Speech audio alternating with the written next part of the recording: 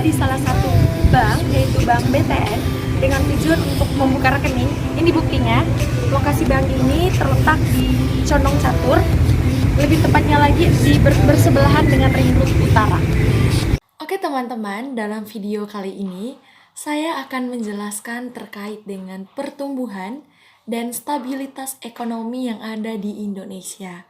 Tetapi sebelum itu, saya akan menjelaskan terlebih dahulu terkait dengan definisi dari pertumbuhan ekonomi.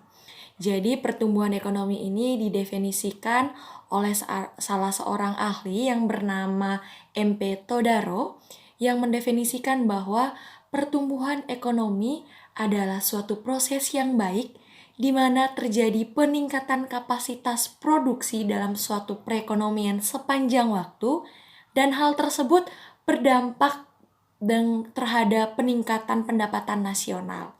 Nah, berbicara terkait dengan pertumbuhan ekonomi, maka ketika kita ingin mengetahui bagaimana sih kondisi pertumbuhan ekonomi Indonesia di tahun 2020, 2021, atau tahun 2022, mungkin hal yang perlu kita cek adalah pada angka produk domestik bruto atau PDB. Jadi, untuk mengetahui pertumbuhan ekonomi Indonesia, maka hal yang perlu kita cek adalah di angka PDP-nya. Nah, dalam PDP itu sendiri pun ada dua indikator yang dihitung, yaitu dari indikator lapangan usaha dan pengeluaran. Jadi, dari kedua indikator inilah kita bisa melihat bagaimana sih pertumbuhan ekonomi Indonesia dalam rentang waktu setahun. Nah, untuk lebih jelas dan lebih lanjutnya, berikut ini adalah data pertumbuhan ekonomi Indonesia dari tahun 2019 hingga tahun 2021. Seperti yang saya jelaskan sebelumnya tadi, ada dua sektor, yaitu dari sektor lapangan usaha dan sektor pengeluaran. Jelas bahwa pada bagian sektor lapangan usaha ada beberapa komponen seperti pertanian, ada konstruksi, ada pengolahan, ada perdagangan, dan reparasi.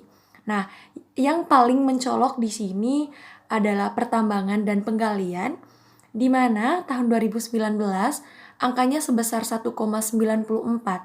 Tetapi di tahun 2020 karena pengaruh COVID-19 juga, kembali dan langsung mengalami penurunan yang cukup signifikan, yaitu menjadi min 1,95.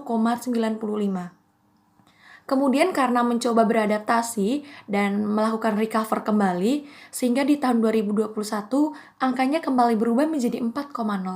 Ini adalah suatu hal yang perlu untuk dipelajari bersama, dalam artian dalam kondisi COVID-19, industri ini, pertambangan dan penggalian, tetap mencoba recover sehingga pertumbuhan ekonomi kembali naik. Sedangkan sektor lainnya ini juga cukup menarik karena pada tahun 2019 angkanya itu sebesar 6,83, yang kemudian di tahun 2020 mengalami penurunan drastis sebesar min 1,97. Tetapi mencoba untuk recover kembali drastis sebesar min 1,97. Tetapi mencoba untuk recover kembali walaupun tidak setinggi tahun 2019, tetapi setidaknya mengalami perubahan sebesar 4,36. Jadi ini adalah proses pembaruan yang terjadi pada sektor lapangan usaha. Kemudian yang kedua dari sektor pengeluaran, di mana pada bagian ekspor dan impor ya, itu memang cukup menarik untuk kita bahas, di mana tahun 2019 ekspornya itu sebesar 0,02, tetapi karena COVID-19 di tahun 2020 kembali mengalami penurunan sebesar min 7,70. Recover kembali pada tahun 2021 sebesar 24,04. Nah, coba kita bandingkan dengan angka impor. Impor itu pada tahun 2019 sebesar min 8,61, kemudian mengalami penurunan sebesar min 14,71 dan recover kembali pada tahun 2021 sebesar 23,31. Sebenarnya kalau kita mencermati perubahan antara ekspor dan impor, posisi ini cenderung kayak seimbang, karena ekspor dan impor yang terjadi di Indonesia itu seimbang dalam artian Indonesia tidak cenderung melakukan impor atau tidak melakukan ekspor. Jadi pada bagian ekspornya pun angkanya pada tahun 2021 itu lebih tinggi 24,04 ketimbang impor besar 23,31. Semoga ini adalah langkah yang baik di mana Indonesia mampu bersaing dengan pasar global, di mana barang-barang yang dihasilkan itu bisa diekspor atau bisa bersaing di pasar global. Berikut adalah beberapa tantangan yang sering dihadapi dalam proses pertumbuhan ekonomi. Yang pertama, masih rentannya situasi COVID-19.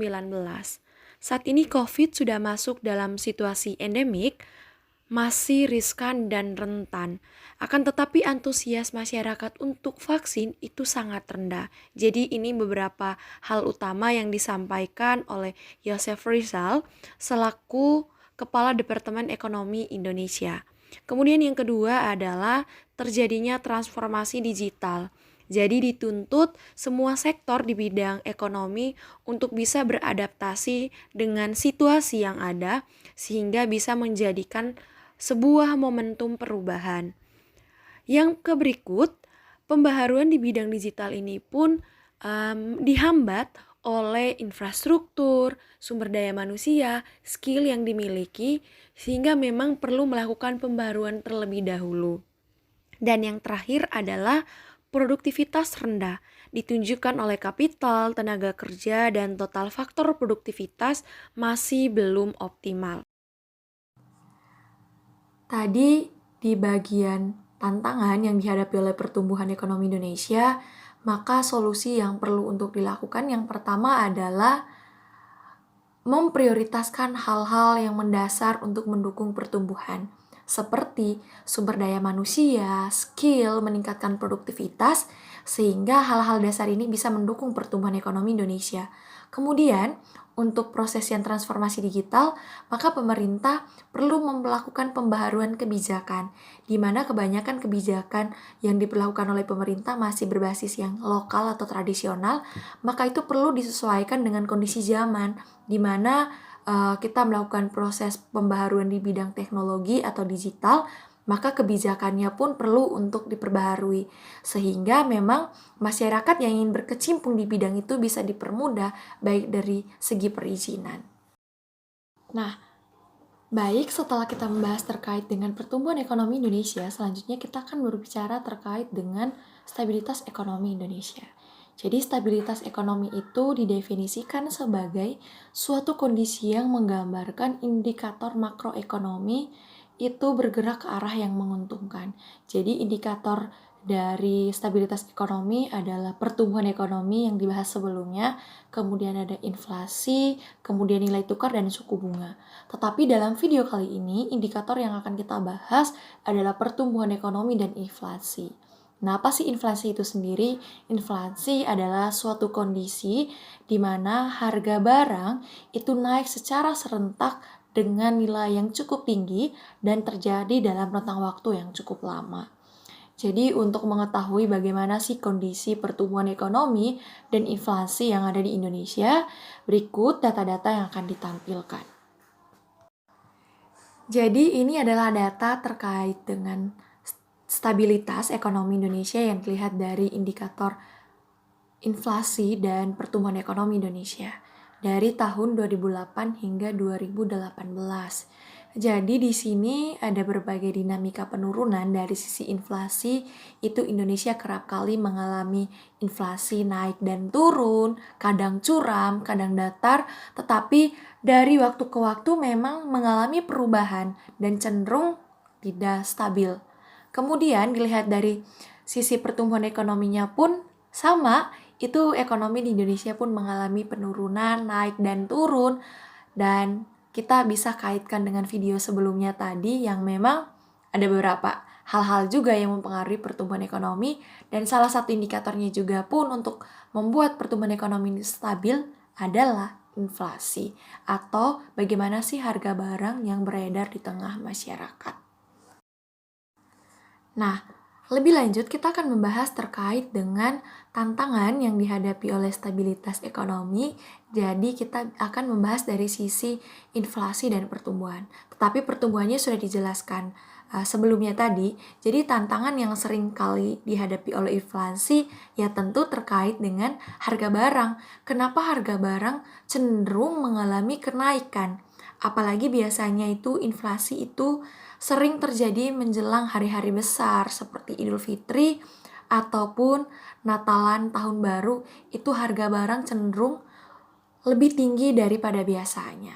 Jadi untuk menghadapi kondisi atau tantangan ini, yang pertama yang perlu dilakukan oleh pemerintah adalah bagaimana sih kebijakan mekanisme pasar sehingga pemerataan harga itu tetap stabil. Dalam artian harga sebelum ataupun setelah atau selama hari raya itu harganya itu tetap terjangkau sehingga tidak merugikan masyarakat. Kemudian dengan adanya inflasi itu pun otomatis itu juga akan berpengaruh terhadap proses pendistribusian barang. Jadi lagi-lagi pemerintah bekerja sama dengan pengusaha atau para pedagang yang memang berkecimpung di bagian bidang produksi supaya bisa menciptakan atau bisa mendistribusikan barang kepada masyarakat sehingga tidak terjadi ketidaksamarataan. Oke teman-teman, sekian video kali ini. Semoga apa yang saya bagikan bisa menambah wawasan kita semua terkait dengan pertumbuhan dan stabilitas ekonomi di Indonesia. Kemudian kita juga bisa mawas diri karena kita juga adalah generasi muda yang memang menjadi pelaku atau agen of change ke depannya. Bagaimana sih supaya pertumbuhan dan stabilitas ekonomi di Indonesia itu tetap terjaga sehingga kita bisa menaikkan kedudukan atau posisi negara kita dari negara ketiga menjadi negara maju di tahun yang akan datang. Terima kasih.